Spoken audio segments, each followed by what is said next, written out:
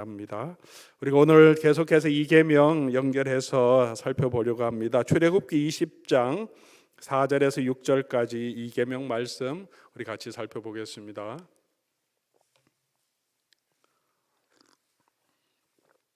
출애굽기 20장 4절에서 6절까지 말씀입니다. 찾으신 분 한 목소리로 우리 하나님 말씀 같이 읽겠습니다. 출애굽기 20장 4절입니다. 너는 나 외에는 다른 신들을 내게 두지 말라. 너를 위하여 새긴 우상을 만들지 말고 또 위로 하늘에 있는 것이나 아래로 땅에 있는 것이나 땅 아래 물속에 있는 것의 어떤 형상도 만들지 말며 그것들에게 절하지 말며 그것들을 섬기지 말라. 나 내 하나님 여호와는 질투하는 하나님인즉 나를 미워하는 자의 죄를 갚되 아버지로부터 아들에게로 3, 4대까지 이르게 하거니와 나를 사랑하고 내 계명을 지키는 자에게는 천대까지 은혜를 베푸느니라. 아멘. 지난주에는 저희가 이계명이 금하는 것이 무엇인지를 살펴보았습니다. 오늘은 이계명이 우리에게 명하는 것은 무엇인지 우리 살펴보겠습니다. 뒤에 PPT도 좀 켜주시겠어요? 뭐가 나오는지 제가 안 보여서 감사합니다. 1계명은 우리가 예배의 대상에 대한 하나님의 말씀이라고 말씀드렸죠. 누구를 섬길 거냐? 하나님 외에 다른 신들은 내 앞에 두지 말라. 2계명은 예배에 관한 것인데 2계명은 어떻게 하나님을 섬길 것인가 하는 부분이라고 말씀드렸습니다. 하나님의 피조물인 공중의 생명들, 땅 위에 또 땅 속에 있는 물고기의 형체로 만들어서 그런 우상을 만들어 하나님을 섬기지 말라 그렇게 말씀하셨습니다. 영이신 하나님이시고 하나님은 거룩하신 하나님이고 살아계신 하나님이신데 그렇게 형상을 만들어 하나님을 섬길 수 없고 그것이 하나님의 존재의 본질을 나타낼 수 없는 이유도 있지만 더 중요한 이유는 하나님께서 그렇게 하지 말라고 하셨습니다. 하나님을 예배할 때 그렇게 하지 말라고. 하나님이 때로는 어떤 보이는 형상으로 구름으로 영광으로 불로 나타나기도 하시고 하나님의 영광을 그렇게 보여주시기도 하시지만 그런 형상으로 하나님을 예배하고 섬기지 말라고 하셨습니다. 하나님께서 예배하는 그 하나님의 백성들에게 어떻게 섬길 것을 말씀해 주셨다는 거죠. 그 이계명의 핵심입니다. 그래서 우리가 하나님을 예배할 때는 내가 원하는 대로 하는 것이 아니라 하나님께서 우리에게 명령하신 대로 하나님을 예배해야 한다는 것입니다. 이 개혁주의 신학 전통에서 우리 예배가 어떻게 드려야 할지 몇 군데 한번 찾아보면서 오늘 이 말씀을 나누려고 합니다. 먼저 여러분 우리가 잘 아는 웨스트민스터 신앙 고백서, 우리 장로님들 교육할 때는 우리가 한번 쭉 같이 읽고 공부도 하는데 시험도 보시고 하니까 아마 여러분이 웨스트민스터 신앙 고백서가 우리 신조라고 하지만 무슨 내용인지 들어서 한번 읽어보신 적이 많이 없으실 것 같은데요. 나중에 시간 되면 한번 웨스트민스터 신앙 고백서도 전체를 한번 훑어볼 수 있는 시간을 가지면 좋겠습니다. 우리가 믿는 믿음이 성경에서부터 시작해서 다양한 성경 주제를 가지고 성경이 말하는 내용이 뭔지를 우리 함께 고백해서 기록해 놓은 신앙의 고백입니다. 그래서 웨스트민스터 신앙 고백서 21조 1항이 주일과 예배에 대한 21조가 예배에 대한 부분인데 1항에 이렇게 말하고 있습니다. 저는 여기 보이는데 여러분도 보이세요? 예. 같이 한번 읽어보겠습니다. 우리는 자연의 빛을 통해 만물의 지배자이시요 주권자이시며 선하셔서 만물에게 선을 베푸시는 하나님이 계심을 안다. 그래서 우리는 이 하나님을 마음을 다하고 성품을 다하고 힘을 다하여 경외하고 사랑하고 찬양하며 그 이름을 부르며 신뢰하고 섬겨야 한다. 그러나 참 하나님께 예배드리는 합당한 방법은 하나님께서 친히 제정하시고 이에 대해 하나님의 뜻을 계시하심으로 제안하셨다. 이것은 하나님께서 사람이 상상해내거나 궁리해낸 것이나 사단의 지시에 따른 눈에 보이는 물건이나 성경에 규정되어 있지 않은 다른 방법으로 예배를 받지 않으시기를 위함이다. 긴 문장인데 성경에서 가르치는 예배의 방식에 대해서, 하나님이 기뻐하는 예배에 대해서 요약해 놓은 거죠. 가장 중요한 것은 하나님께서 뒤로 넘어가냐, 하나님께 드리는 예배의 합당한 방법은 하나님께서 제정하시고 하나님의 뜻을 계시해 주셨다는 거죠. 그 하나님의 뜻을 따라 우리가 하나님 앞에 예배하라는 거죠. 그리고 하나님 앞에 예배할 때는 우리의 마음을 다해서 예배하라는 것입니다. 자, 소요리 문답과 대요리 문답도 우리 웨스트민스터 신앙 고백을 가르치는 책으로 우리 만들었고, 우리가 또 같은 신앙의 교리로 우리가 받고 있습니다. 대교리 문답 108문의 제2계명을 설명하면서 이렇게 명령합니다. 우리 또 여러분 보이십니까? 예, 그럼 한번 보이시는 분들 한번 읽어보겠습니다. 제2계명에 따르는 의무는 하나님께서 그 말씀에 제정해 주신 모든 신앙적 예배와 규례를 받아 크게 해주셨네요. 갑자기 크게 하니까 어디로 갔는지. 규례를 받아 준행하며, 세 번째 줄은 순수하고 온전하게 지키는 것입니다. 특별히 그리스도의 이름으로 기도하고 감사해야 하며, 하나님의 말씀을 읽고 설교하고 들어야 하며, 성례를 시행하고 받아들여야 합니다. 또한 정치와 치리가 있어야 하고, 뒤에 보면 정치와 치리가 있어야 하고, 교회의 직분을 감당하고 이를 유지해야 하며, 믿음으로 금식하며 하나님의 이름으로 맹세하고 하나님께 서약해야 합니다. 거짓된 모든 예배를 부인하고 혐오하며 반대하며 각자 자기 위치에서 소명에 따라 거짓 예배와 모든 우상 숭배 기념물을 제거해야 합니다. 그래서 똑같이 이 대요리 문답에도 하나님의 말씀해 주신 대로, 계시해 주신 대로 그 규례를 받아 준행하고 순수하게 온전하게 예배드리라, 그렇게 말하고 있고요. 그리고 거짓 예배를 혐오하고 반대하고 각자의 위치에서 소명을 따라 거짓 숭배, 우상 숭배의 기념물을 제거하고 온전하게 드리라, 그렇게 말하고 있습니다. 자, 이 두 가지 내용들, 성경을 요약한 내용인데, 이 내용을 조금 이제 합해서 우리가 어떻게 예배해야 되는가, 하나님의 명령을 우리가 살펴보면, 좀 정리해서 말씀드리면, 첫 번째 우리가 해야 될 것은 우리가 마음과 성품과 힘을 다하여 예배해야 합니다. 신명기 6장 5절이죠. 또 같이 한번 읽어봅시다. 시작.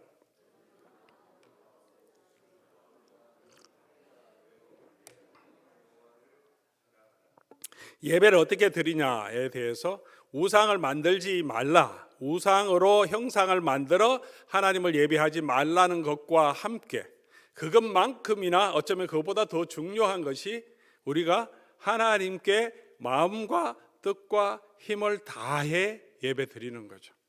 예배에 있어서 우리는 형식에 대한 논쟁이 많습니다. 현대적인 예배를 드려야 되는가, 또는 전통적인 예배를 드려야 되는가. 찬송가에 있어서도 앞으로 조금 더 후반부에 오늘 좀 더 말씀드리겠지만, 찬송가를 불러야 하느냐, 요즘 현대 컨템포러리 찬송, 찬양들을 불러야 하느냐, 어떤 악기를 사용해야 하느냐, 뭐 이런 일에 대해서 누가 옳다 그르다 많은 논쟁이 있는데, 그거보다 더 중요한 예배의 자세가 뭡니까? 성경적인 원리, 하나님께서 우리가 어떻게 예배해야 하는지 성경에 계시해 주셨는데, 그 계시해 주신 가장 분명하고 가장 중요한 계명이 뭐냐 하면, 하나님만 섬기고, 그리고 그 하나님을 섬길 때 어떻게 섬겨야 됩니까? 마음을 다하고 뜻을 다하고 힘을 다하여 섬기는 거죠. 예배 형식이 어떻든지 우리가 가장 힘써야 될 것은 마음을 다하고 뜻을 다하고 힘을 다하여 하나님 앞에 예배 드리는 게 먼저인 거죠. 이것이 아주 중요한 성경적인 원리입니다. 조금 후에 조금 더 설명드리겠지만, 이게 개혁주의 신앙의 가장 중요한 예배의 원리는 성경에서 말하는 대로, 성경에 말하는 것이 무엇이냐 할 때 가장 중요한 것이 바로 이 부분이죠. 우리가 하나님 앞에 예배할 때는 마음과 뜻과 힘을 다하여 하나님을 섬겨야 합니다. 그렇게 하나님 앞에 예배할 수 있도록 우리가 주일을 어느 날을 지켜야 되는가는 사계명에 우리가 조금 더 살펴보겠지만, 우리가 그렇게 하나님 앞에 제대로 된 예배를 드리기 위해서는 주중에 우리의 삶이 예배적인 삶을 살아야 되잖아요. 예배 드릴 때만 우리 마음을 다해 드리는 것이 아니라 진정한 예배자로 살기 위해서는 우리의 삶에서 빛과 소금으로, 예수 그리스도의 정인으로, 하나님 나라의 시민으로 우리가 우리의 삶의 현장에서도 예배자로 살아가다가, 그리고 그 예배자를 섬기기 위해서 하나님의 백성들이 함께 모여야 합니다. 다니엘과 요셉의 삶처럼 그들의 삶의 현장에서 하나님 앞에서, 사람 앞에서 흠이 없게, 어떤 일을 맡겨도 돌아볼 필요가 없을 정도로 성실하게 일을 감당함으로 하나님 앞에 영광을 돌린 것처럼, 그것이 우리가 하나님 앞에 예배하는 예배자의 삶인 거죠. 그리고 그것뿐만이 아니라 우리가 예배로 정한 그 날과 그 시에 우리 하나님 앞에 나와 예배를 드려야 합니다. 마음을 다해서 우리 하나님 앞에 예배한다는 것이 무엇입니까? 예배 시간에 헐레벌떡 그 시간 맞춰서 오는 것은 마음을 다하지 못한 거죠. 우리가 결혼식에 갈 때든지 적어도 영화 보러 갈 때도 10분 전에는 도착해서, 아니면 30분 전에 도착해서 미리 티켓을 사고, 또 영화가 좀 길면 드링크도 사야 되고 팝콘도 사야 되고 준비해서 자리에 앉아서, 그리고 영화의 프리뷰 다 보면서 그렇게 영화를 감상합니다. 우리가 하나님 앞에 예배한다고 하면서, 우리가 예배자라고 하나님 앞에 나온다고 하면서 우리는 어떤 준비된 마음으로 하나님 앞에 나와서 있습니까? 우리 마음을 다하고 뜻을 다하고 힘을 다하라고 했는데, 예배 형식의 어떤 부분에 있어서 이거는 저렇고 저거는 저렇고 우리가 말을 많이 할 때가 있지만, 우리의 마음이, 우리의 중심이 정말 뜻을 다하여 힘을 다하여 그렇게 하나님을 섬기냐, 우리가 그게 가장 중요한 원리라는 거죠. 이 일에 하나님, 우리 모두가 다시 한번 도전을 받고 우리 하나님 앞에 예배할 때 우리 마음과 뜻을 다해서 우리 하나님 앞에 예배할 수 있다. 올 때부터 미리 오고 마음을 준비하고 예배 드리는 그 순간에 우리는 예배를 드리는 자로 있는 거죠. 우리가 하나님 앞에 예배를 드리는 거지, 우리가 어떤 공연장에 관객이나 청중처럼 앉아서 그 즐거움을 누리는 것은 아니지 않습니까? 좋은 강연을 듣고 감동받기 위해서 온 것이 아니고요, 우리가 이 설교를 듣는 것은 설교가 감동이 되냐 안 되냐를 따지는 것이 아니라, 하나님이 지금 내게 지금 무슨 말씀을 하시나, 우리 인생의 주인 되신 하나님께서 이번 주간 동안에 이 말씀을 통해서, 하나님이 세운 교육자를 통해서 이 교회에 필요한 말씀, 그 본문을 해석해서 우리가 어떻게 살아야 할지 설명하는 그 말씀, 인스트럭션을 주시는 그 말씀은 우리가 하나님을 섬기는 마음으로 앞서서 주여 말씀하십시오, 내가 듣겠나이다 하는 말씀으로 서 있는 거지, 감동이 되면 좋다고 하고 감동이 안 되면 이거 설교가 뭐 이러냐고 우리가 판단하려고 하나님 앞에, 주인 앞에 서 있는 게 아니지 않습니까?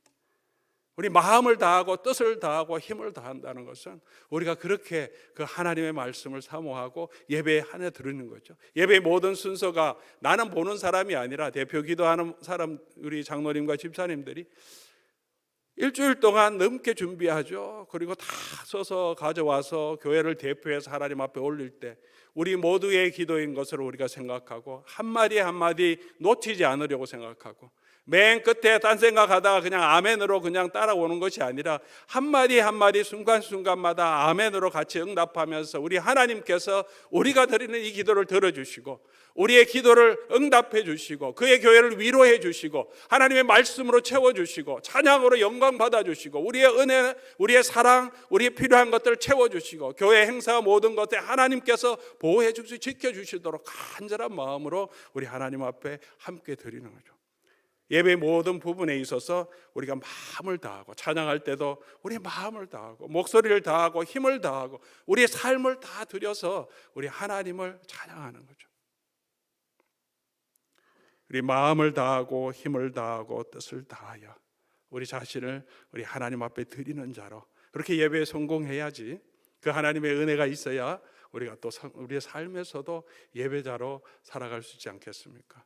예배의 순간에 하나님 앞에 다 못 드리는 사람이 어떻게 우리가 삶의 현장에서 하나님이 함께 하시고 하나님이 나를 보고 계시고 하나님의 내 양심과 내 행동을 보고 계신, 그렇기 때문에 그 하나님 앞에서 내가 정직하게 살아야 되겠다고 그렇게 설 수 있겠습니까? 예배의 자리에도 우리가 그렇게 못하는데, 그래서 예배 가운데 우리가 하나님 앞에 드리는 훈련을 통해서 우리 삶에도 우리 자신을 하나님 앞에 드리는 삶으로 가게 될 줄 믿습니다. 그렇게 가장 중요한 원리, 마음과 뜻과 힘과 정성을 다하여 어떤 예배든지 우리가 그 마음을 드릴 때 하나님께서 그 예배자에게 또 그 예배하는 그 가족들에게 그 가정에 1000배까지 은혜를 주시겠다. 왜 그렇습니까? 너무나 하나님 기뻐하시고 그런 사람을 내 마음에 합한 자라 하시는 거죠. 누구에게 잘 보여야 우리가 가장 축복받는 자이겠습니까? 우리는 그 하나님을 아는 자이기 때문에 그 하나님 앞에 우리 마음을 다해 예배할 수 있기를 바랍니다. 그리고 이제 구체적으로 예배에 들어갈 때 하나님께서 명하시는 대로 예배의 내용도 예배의 구성도 그렇게 돼야 된다는 거죠. 개혁주의 예배의 원리는 하나님께서 명하시는 대로 하라. 이것을 이제 예배의 규정적 원리다 이렇게 말합니다. Regulative principle. 그러니까 예배하는 내용들, 요소들을 규정되어 있다는 거. 규칙처럼 이렇게 규정이 되어 있다는 거죠. 어디에 규정되어 있냐면 성경에 규정된 대로. 우리가 그런 마음을 다하되 우리가 잘못 드리면 안 되잖아요. 하나님이 기뻐하시는 대로 우리 마음을 드려야 되는데 어떻게 드려야 되는지는 성경에 기록된 대로. 개혁주의 원리는 전통의 원리는 성경에 기록된 대로만 하나님 앞에 해야 된다. 루터교와 성공의 원리는 금하지 않은 것은 허용된다. 하나님께서 성경에 금하지 않은 것은 우리가 할 수 있다. 금하지 않았는데 그런 입장이고, 우리 전통적인 개혁주의 입장은 우리 명하신 것만 해야 된다. 왜? 하나님께서 그렇게 규정하셨다면 그것을 해야지 우리의 상상력을 동원하면 안 된다. 그래서 웨스트민스터 신앙 고백, 또 대요리 문답, 소요리 문답에도 그 내용이 들어 있습니다. 루터교와 성공회에서 아무것이나 해도 된다, 그런 입장은 아닙니다. 사실 지금은 루터교와 성경의 예배가 훨씬 더 포멀하죠. 훨씬 더 규정적으로 되어 있습니다. 예배의 모든 기도문도 다 나와 있고 훨씬 어떻게 하면 캐톨릭과 가깝게 경건하게 들리죠. 캐톨릭 예배도 훨씬 포멀하죠. 그런데 왜 이제 이런 것들이 금하지 않으면 허용됐냐 하면, 루터교나 성공회에도 이 향을 가지고 향을 이렇게 인센스로 오퍼하는 그런 일도 하고, 예배자와 그 설교자가 프로세션이라고 하는 것처럼 그 향을 들고 목사님이 쭉 걸어 들어오는 거, 이런 것도 예배의 한 형식으로 같이 합니다. 개혁교회는 캐톨릭 전통에서 온 이런 모든 것들은 성경에 나타난 것이 아니기 때문에 그거 다 제거합니다.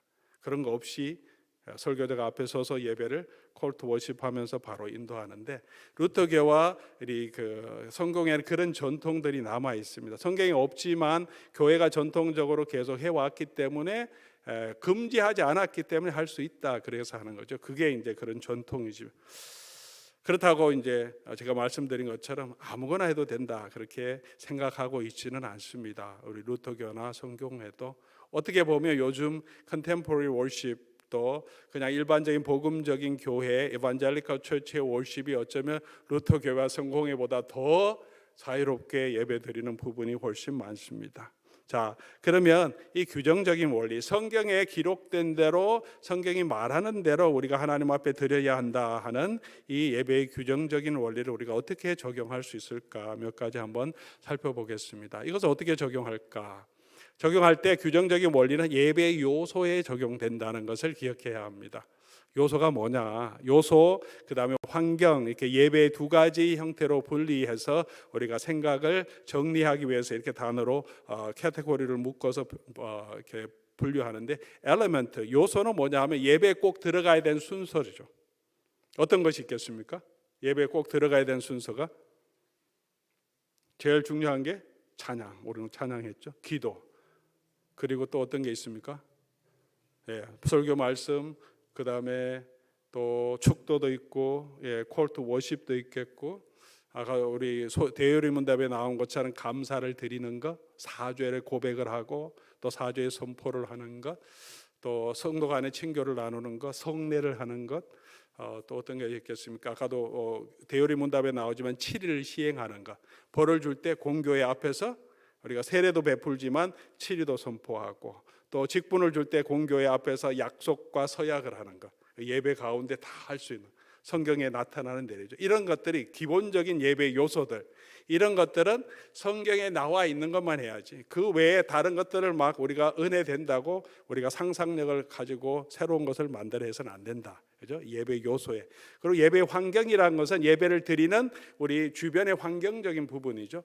예배 시간을 언제 할 거냐, 어디서 모일 거냐, 이런 것들은 환경적인 거죠. 그죠?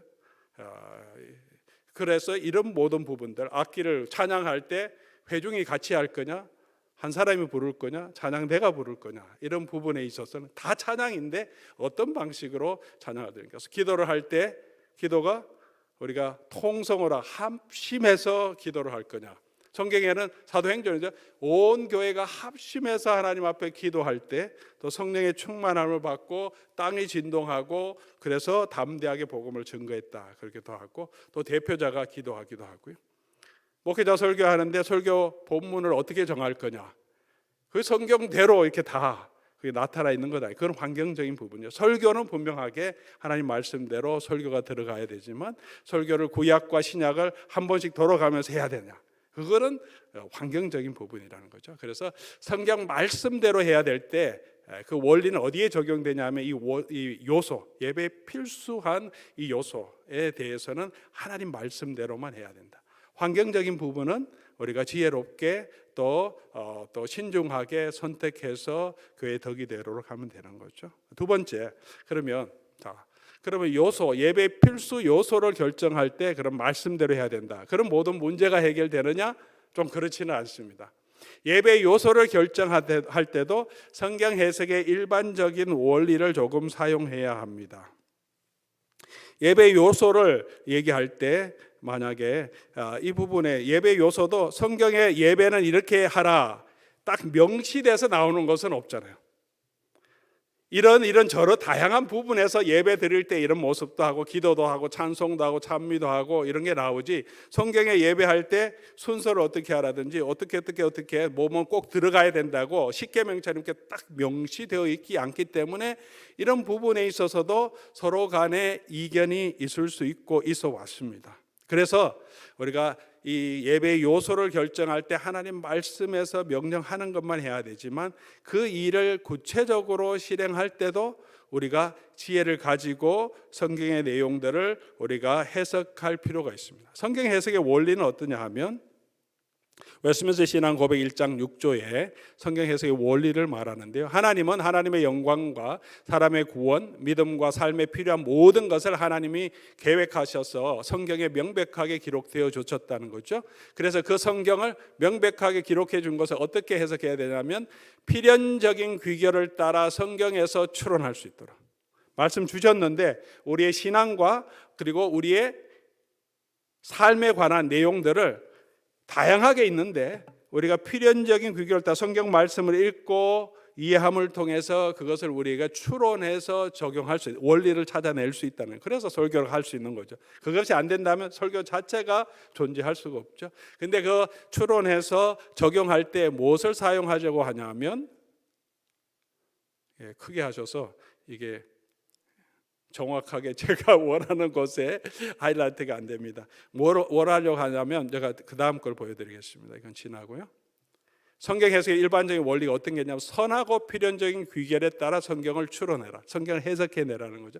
어떻게 하냐면 성령의 내적인 조명이 필요하다. 성령께서 감동하셨기 때문에 성령의 조명으로 우리가 성경 말씀의 뜻을 이해하게 됩니다. 성령의 조명과 함께 우리에게 필요한 것은 이성의 빛, 우리 생각이죠.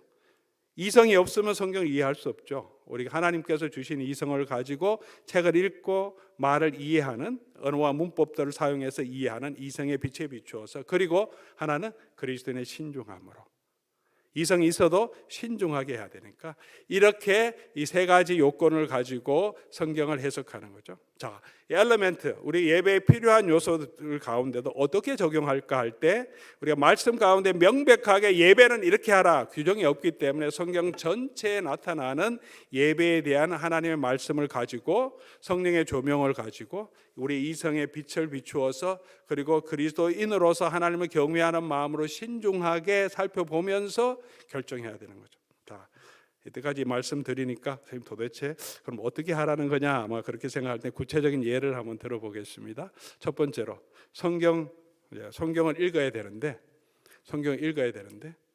저희가 가지고 있는 건 개역 개정판을 지금 사용하지 않습니까? 그런데 어떤 분들은 개역 개정판이 나왔을 때 이거 성경 제대로 안 된다. 옛날부터 쓰던 개역판이 그게 너무 익숙하니까 토시가 틀리니까 성경 같지 않아서 거부하는 마음이 있었죠. 안 씁니다. 바로 가지고 성서 공회에서 했지만 바로 어답돼서 새로운 버전을 가지고 쓰는 분이 있지만 안 쓰는 분은 이게 뭔가 이건 약간 더 훼손된 것처럼 옛날 성경이 더 옳은 것처럼 그렇게 생각해서 그렇게 이런 성경을 쓰면 그 교회는 약간 자유적인 것처럼 그렇게 생각해서 안 쓰는 부분도 있었습니다. 영어에는 더합니다. 킹 제임스 버전이라고 개역 개정판은 100년도 안 된 거고요. 킹 제임스 버전은 200~300년을 사람들이 계속 써왔습니다. 영어권에서는 가장 중요하고 잘 번역된 성경이었기 때문에 오랫동안 썼어요.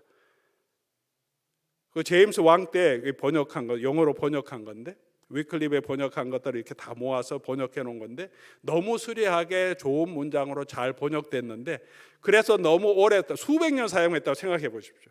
개역 개정판 한 40~50년 우리가 개역판을 사용했는데 그게 너무 익숙하니까 저도 처음에 이게 약간 조금 은혜가 떨어진다. 아니면 새 번역을 읽으면 이게 성경 같지 않은데 그런 마음이 막 드는데 수백 년 동안 외워오고 암송하고 읽어왔던 성경의 내용들이 새로 번역돼서 나온다면 어떻겠습니까? 그래서 킹 제임스 온리만 주장하는 사람이 있어요. 킹 제임스만 성경이고 다른 모든 성경 번역본은 다 스포일돼서 훼손돼서 하나님의 말씀이 아니라고까지 주장합니다. 자, 성경 번역본을 어떻게 사용하느냐 이 문제에 대해서 이게 환경입니까? 아니면 예배의 엘리먼트 요소입니까? 요소로 들어가는 거죠. 우리가 보는 환경인 것 같은데 어떤 번역이든지 시대에 맞게 사람들이 잘 이해할 수 있도록 새롭게 늘 번역해야 할 수밖에 없는 상황이 되니까 언어가 변하니까 환경인 것 같은데 어떤 분들에게는 이게 요소가 돼버린 거죠.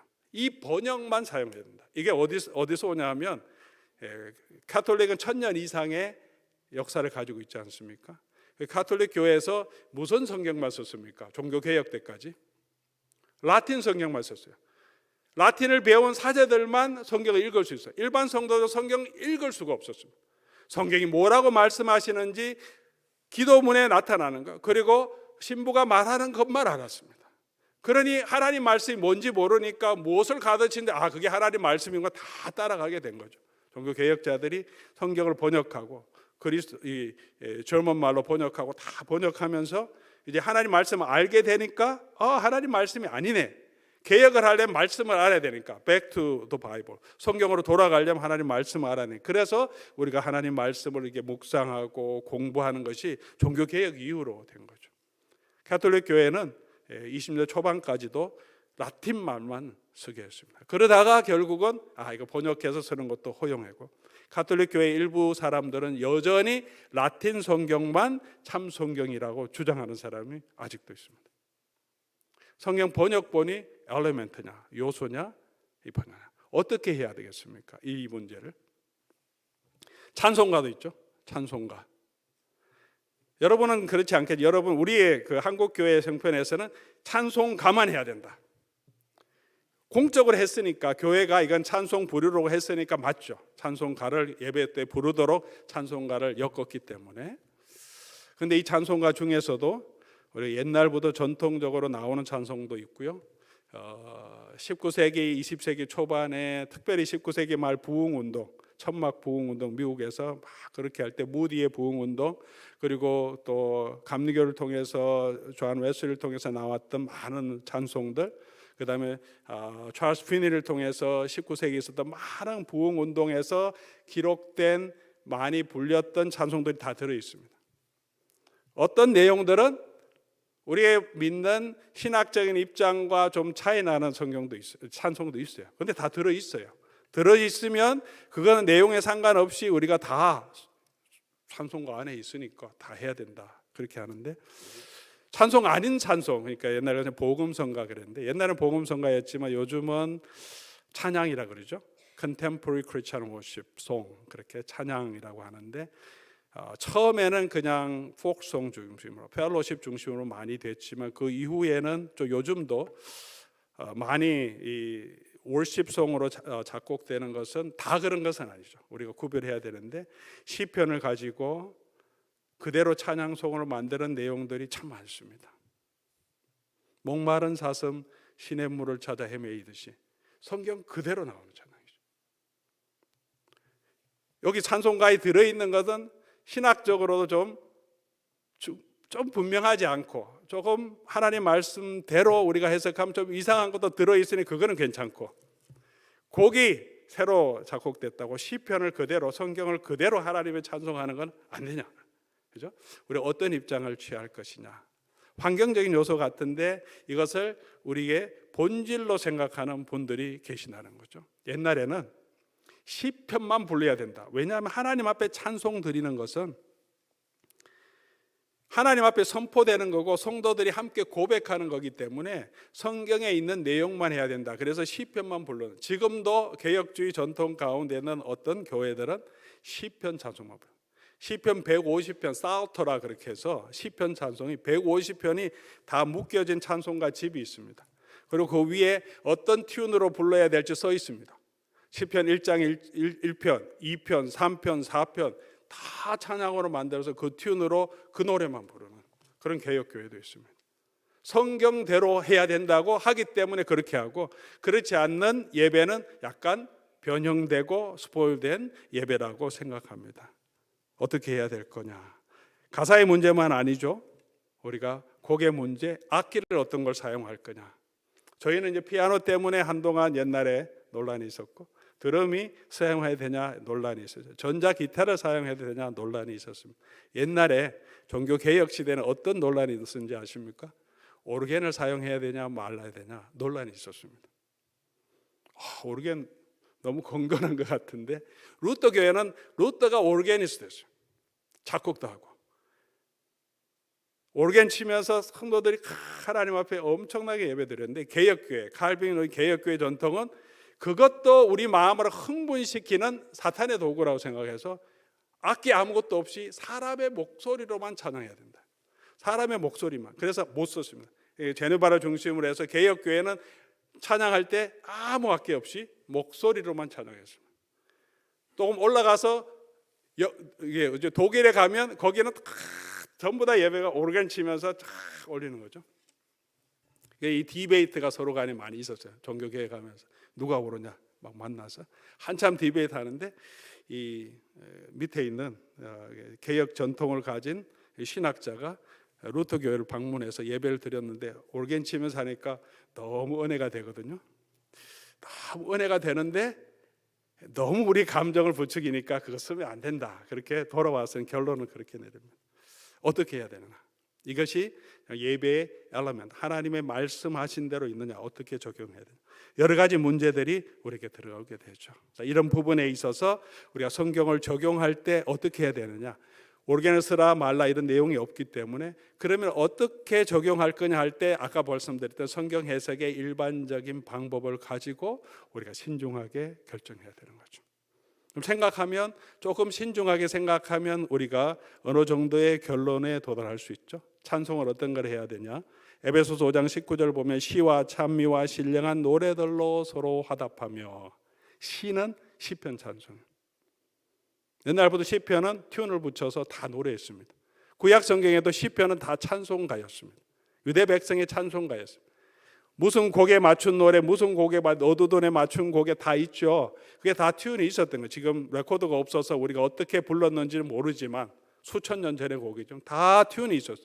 지금 살터 시편 찬송을 하듯이 거기도 보면 무슨 튠으로 불러라 다 있어요. 우리는 모르니까 제가 그 보면 무슨 튠인지 몰라요. 근데 그 찬송을 하는 사람은 딱 보면 이건 무슨 튠이다 알고 그렇게 따라서 부를 수 있는, 우리가 시조를 부르듯이 그런 튠을 가지고 이 찬송을 하나하나 불러가는 거죠. 그러나 그 튠은 남아있지 않고 글만 남아있죠.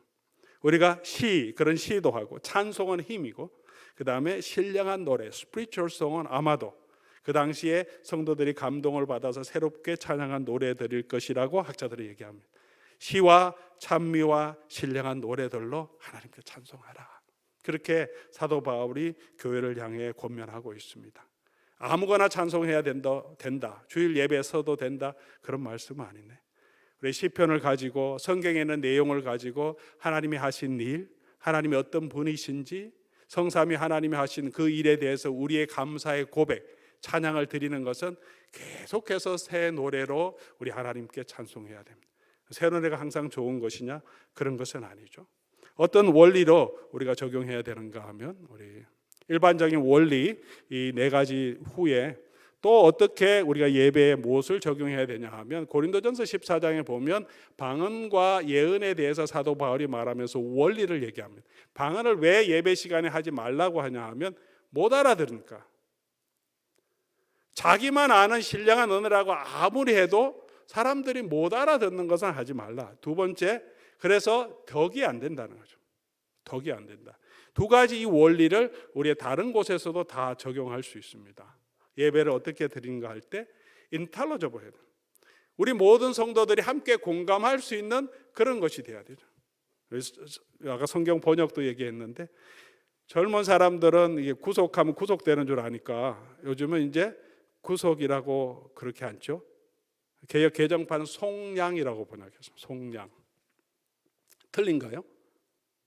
아니죠. 같은 의미를 다른 말로 요즘 이제 현대 사람들이 이해할 수, 그것도 잘 이해하지 못한 우리 현대 사람들이 있기 때문에 또 새 번역을 만들어서 현대 사람들 기독교 백과는데 없지만 그래도 성경 읽으면 좀 이해가 될 수 있도록, 그렇지 않고 성경을 읽으라고 하면 이 믿음의 백그라운드가 없는 사람 성경을 읽으면 도대체 무슨 말을 하는지 단어 자체가 너무나 고대어를 성경에만 나오는 언어를 사용하기 때문에 조금 새 번역, 평상시에 우리가 사용하는 언어들로 이렇게 바꿔놓은 게 새 번역인 거죠.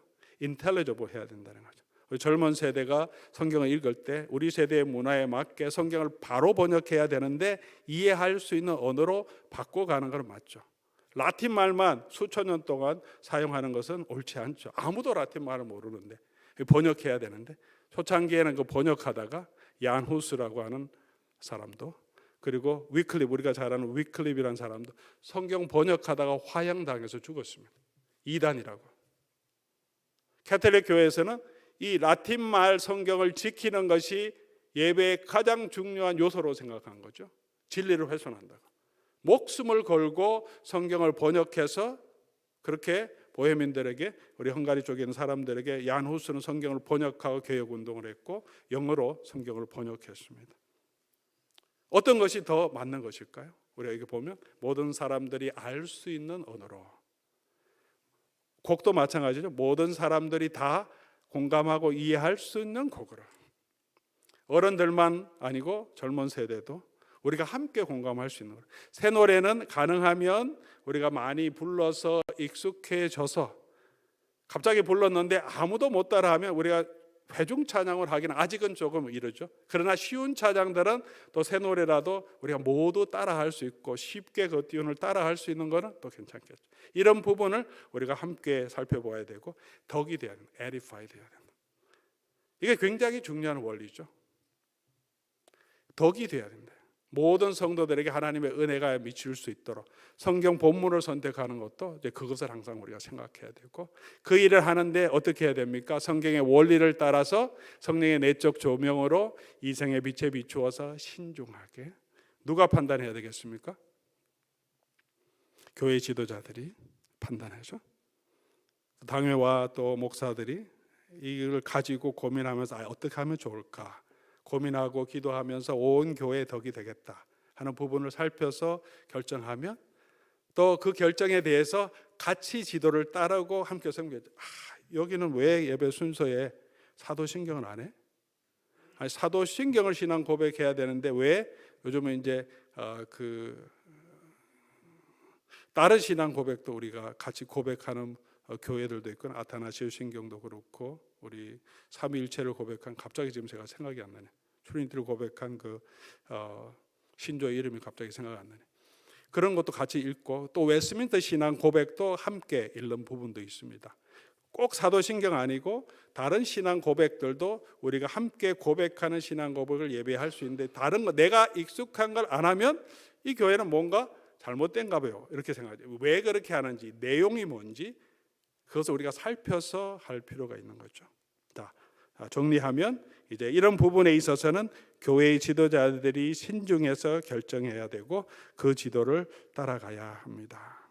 우리에게 하나님의 성경적인 원리가 너무 중요하다. 특별히 예배에 있어서는 우리 하나님께 마음과 뜻과 힘을 다하여 예배하고, 그리고 성경적인 원리를 가지고 해야 된다. 그 원리를 적용할 때 있어서 우리는 신중함을 가지고 해야 되고, 성경의 빛에 비추어서 바른 해석을 가지고 온 성도들이 함께 이해하고 공감할 수 있는 내용들로 우리 예배의 부분들을 구성해서 해야 되죠. 예배 시간을 정할 때도 예수님이 새벽에 부활하셨다고 새벽 5시에 주일 예배를 하자, 이렇게 하면 이게 프루던스가 아니죠. 이게 신중함이 없죠. 모든 사람들이 다 일어나서 준비해서 아침 먹고 나와서 예배할 수 있는 시간, 가장 적절한 시간을 찾아서 예배해야 되는 거죠. 자, 이렇게 우리가 하나님 앞에 예배해야 되는데 조심해야 될 예배의 형태가 있으면 좀 빨리 가겠습니다. 인간 중심의 예배. 이것은 예배를 준비하는 사람의 입장에서 사람 중심의 예배가 어떤 것입니까? 사람이 듣고 싶어하는 메시지가 뭔가, 목회자 그게 신경 쓰이면 하나님이 주시는 말씀이 뭔가 해야 되는데, 어떤 게 사람이 감동받고 위로받고 교회가 부흥할 거냐, 이렇게 준비하면 안 돼. 찬양도 마찬가지고 곡 선정도 사람들 어떻게 하면 더 열정적으로 흥분시키고 그 분위기를 만들어 갈 거냐. 부흥 집회나 특별히 젊은 사람들이 집회할 때 그런 위혹이 우리에게 많이 있습니다. 저도 옛날에 찬양 집회도 하고 뭐 리바이벌도 해봤지만 이 아이들 모여서 막 열광적으로 끌고 가고 싶은 마음이 확 생기는 거예요. 열광적으로 막 여기서 뭐 깨지고 뭐 이런 뭐 일어나도록. 그러면 사람의 테크닉이 자꾸 들어가죠. 더 열광스럽게 더 많이 하고 반복하고 막 이러면서 막 끌어가려고 하는, 콘서트장의 분위기처럼 이끌어가려고 하는. 거룩하신 하나님 앞에서 우리가 하나님 앞에 우리가 마음을 다하고 뜻을 다하여서 그 하나님을 찬양하도록 이끌어가는 것이 아니라 인간적인 마음, 생각으로 예배를 이끌어가려고 하는 인간 중심의 예배가 우리가 조심해야 돼요. 언제나 빠질 수 있는 거죠. 모든 엘리멘트가 다 성경적이라고 하더라도 우리가 이 모든 것을 기획하면서 인간 중심이 될 수 있다. 예배를 받으시는 분은 누구십니까? 하나님이시죠. 하나님이 어떻게 받으실지 그것이 더 중요한 거죠. 그 다음에 우리에게 덕이 될 수 있도록 해야 되죠. 두 번째는 자기 중심의 예배가 되면 안 된다는 거죠. 예배에 참여하는 입장에서 자기 중심이 어떤 것입니까? 내 기분, 내 생각, 내가 불편하냐 안 불편하냐, 그것을 따라서 예배를 다 판단해 버리는. 그래, 이제 예배 가기 싫어. 설교자 마음에 안 들어. 찬양이 마음에 안 들어. 그리고 교회가 살펴보고 정하고 덕이 될 수 있도록 이끌어가고 있는데 내 기분과 내 습관, 나는 그렇게 안 했으니까 이러면서 예배를 거부하는 것은 자기 중심의 예배가 되는 거죠. 경건한 분, 또 우리 정말 하나님의 은혜 가운데 있는 분들, 지난번에 우리가 찬양 집회할 때도 대부분 찬양이 컨템포러리 찬양도 많고, 또 우리 어르신들은 찬송가에 훨씬 익숙한데 교회에서 준비하고 찬양팀들이 교회에서 또 젊은 사람들이 또 은혜 받을 수 있도록 준비한다고 이 찬양을 보통 이제 요즘 나오는 컨템포러리 CCM송을 많이 하는데도 어르신들이 함께 나와주고 같이 하나님 앞에 예배 드리려고 하는 그런 마음들이 저는 너무 감동받았습니다. 이게 경건이구나. 이게 하나님을 예배하는 사람의 자세구나. 그런 마음 가운데 많은 도전, 젊은 사람도 그런 신앙의 자세를 좀 도전받을 필요가 있죠. 우리가 어떤 것이 하나님을 경배하는 것인지, 자기 중심이 아니라 하나님을 세울 수 있고 교회를 함께 세울 수 있도록. 그리고 또 조심해야 될 건 상상력을 동원한 예배죠. 예배에 그냥 인간적인 기교, 연극, 스키, 드라마, 요즘 어떤 예배들은요, 사람들의 영성을 돋군다고 예배당 주위 안에 이쪽에는 성찬 섹션을 만들어요. 개인적으로 가서 잔과 떡이 있으면 자기가 기도하고 자기가 먹어요. 저쪽에는 촛불 켜놓고 거기에 자기가 가톨릭 처치처럼 불을 켜고 자기 고백, 신앙 고백을 할 수 있도록. 이쪽에 가면 사역자가 있어서 기도 제목 나누면 그 손을 꼭 기도해 주는 맛집 같죠. 어디든지 자기가 원하는 대로, 오늘은 제가 성찬하고 여기 들렀다가 집에 가도 되고, 어떤 데는 다 한 바퀴 돌아서 다 은혜 받고 가도 되고, 그런 예배 형태도 실제로 있습니다. 그렇게 하고 있고, 어떤 학교의 신학교에서는 우리 경건에 예배를 한다고 하는데 그런 세팅으로 다 해놓고 제가 들어갔다가 깜짝 놀라갖고 도대체 이게 뭐냐, 이게 뉴 에이지 월십 플레이스냐, 이게 하나님을 예배하는 것이냐. 분위기도 꼭 그렇게 했어요. 어두컴컴하게 촉 펴놓고 아주 그냥 이 사람들의 마음을 이렇게 움직일 수 있는 음악 잔잔한 거 틀어놓고 자기 마음대로 가세요. 하나님 앞에 예배 드리는 것은 초대교회도 그렇고 그렇지 않아요. 온 교회가 같이 모여서 하나님 앞에 서서 온 회중이 하나님을 찬송하고 기도하고 하나님의 선포한 말씀을 듣고 그렇게 하나님 앞에 예배 드렸죠. 그래서 상상력을 동원한 예배가 아니라 우리가 하나님 앞에 예배 드릴 때는 하나님이 기뻐하시는 대로 예배 드릴 수 있도록, 그렇게 우리 하나님 앞에 예배하는 자로 우리가 서갈 수 있기를 바랍니다. 우리 시간이 많이 갔는데요, 우리 찬송 하나 하고 한번 기도하고 마치면 좋겠습니다. 우리 이 계명은 잘 기억하며 주 찬양합니다 내 마음 다해, 주 하신 놀라운 일을 세상에 전하리라. 주 찬양합니다 내 마음 다해. 우리 함께 찬송하겠습니다.